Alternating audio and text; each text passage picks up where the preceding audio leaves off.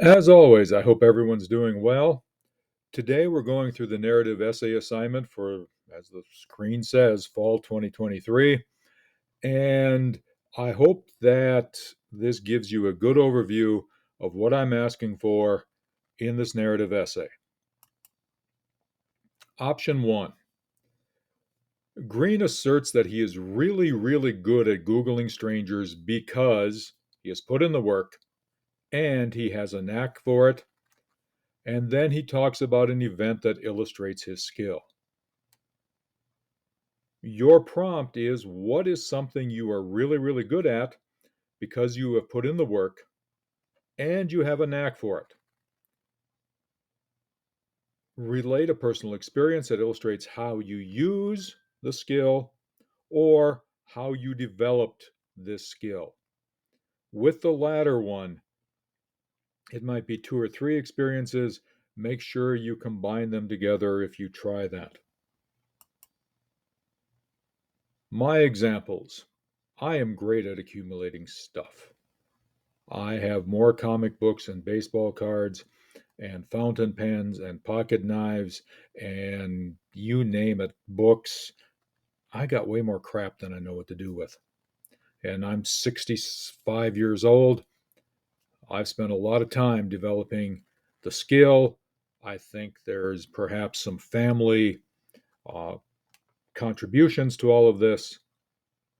Nonetheless, I am good at accumulating stuff. And perhaps this is an extension of accumulating stuff, but I'm really good at making a mess.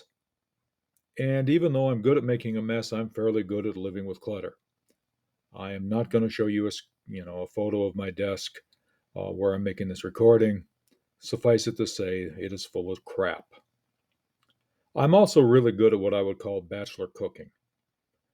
Think of the TV show Guy's Grocery Games, where they're limited to everything in the canned food aisle and they have to make it taste good. I'm pretty good at that, I think. If I could give you a hint, perhaps the best way to make this assignment work is to think of things that everyone can do well, but that you may be able to do better than most. That probably will get you an idea. Everybody can Google, everybody can type in a name in Google and find a stranger. Green says he can do it well. He calls it his superpower. Option two: in academic decathlon, Green links a river to memories of his high school career as an academic decathlon participant. For you, this one is write an essay about a time when a natural object or event, and then you've got this list: river, mountain, ocean, thunderstorm, blizzard, became linked with a memory of an event that occurred at a different time and place. So think about a mountain reminding you of something that happened in grade school, a blizzard that reminded you of something that happened when you were a sophomore in high school, those sorts of things, okay? Natural objects, mountains, hills, whatever. Option three: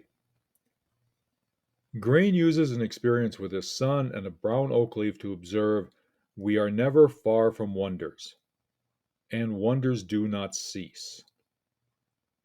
He then asserts our attentiveness is in short supply, therefore, our ability and willingness to do the work that awe inspires is limited. I firmly believe that this is one of the biggest and most important observations of the book. Write a narrative essay about a time that you had the willingness to do the work that awe inspires and were compelled into an aesthetic contemplation you neither understood nor desired by a simple everyday object or occurrence. Please remember, we're talking about a simple everyday object, something people notice every day, or a simple occurrence people go through and experience every day. But we're talking about words like awe, an emotion variously combining dread, veneration, and wonder that is inspired by authority or by the sacred or by the sublime. everyday objects, wonder, veneration, profound respect or reverence, as you can see on the screen. Sublime, high moral, aesthetic, intellectual, or spiritual value. It is noble and exalted. What's a time an everyday object got you to think about the high moral, aesthetic, intellectual, or spiritual things? And please remember that awe is the feeling we get in the presence of something vast that challenges our understanding of the world. Again, how did a simple everyday object get us there? I will try to have this link to the Greater Good, the Berkeley page, because there's a couple of videos on that page talk about the importance of awe and wonder and veneration. I think it's something that we in the 21st century tend to forget, and we probably shouldn't. Option 4, Green writes, traditions function as a kind of continuity. They happened, yes, but they still are happening and will go on happening. Write a narrative about one of your traditions that functions as a kind of continuity because it goes on happening. It just kind of continues. Perhaps there are Christmas traditions that sort of continue, or other holiday traditions, or birthday traditions. Perhaps there are annual family vacations to the same spot that provide that same sort of tradition. I remember reading an essay about the importance of the first day of school because it gives you a new beginning, and a second new beginning in the year because people tend to focus on January 1st as a new beginning. But there's hunting seasons, there's opening day fishing season, there's baseball season that opens, there's football season that opens. So, first days, opening days, those sorts of things. Perhaps there are personal rituals you have before going to sleep or leaving the house, or specific ways you go to church, or specific ways you do something during the course of your day, the way you approach the food you eat. Perhaps you do yoga every day, and that creates a personal ritual. Just think about it in that sense and how those rituals are ongoing. Some quick reminders about due dates and the length requirements. The assignment is available in both Brightspace and Google Classroom. Final copy is due September 21st, 2023 at 11:59 p.m. There's a grace period for daily writings, but there's no grace period for essays. Get them in. Paper has to be submitted to both Google Classroom and Brightspace. It's one of the idiosyncrasies of this class. It's the only time I ask you to do something twice. And the narrative should be 2 to 5 pages. I'm not asking for Moby Dick here. Paper should be double spaced. If you're changing the spacing, please be sure to change the before and after spacing to 0. Use the Google Docs or Word default font.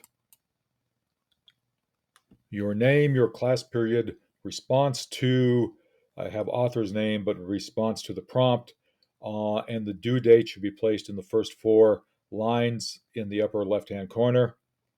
Please don't put this information in the page header so that it repeats on the 2nd, 3rd, 4th, 5th page.